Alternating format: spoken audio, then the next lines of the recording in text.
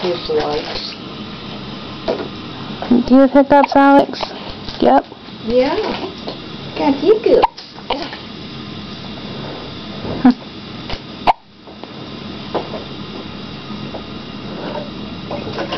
Are you gonna be like your dad and get hiccups like every day?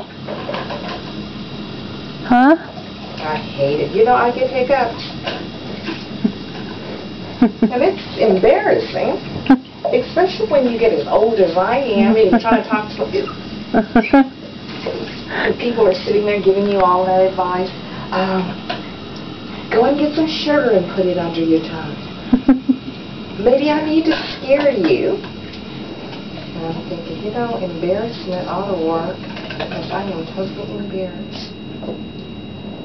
Are you done with your hiccups?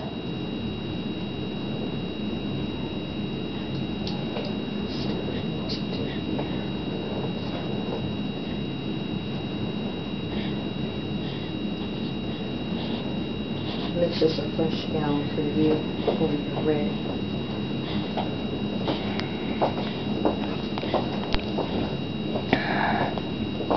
It'd be real good if they would put things where you could reach them, wouldn't it? Mm-hmm.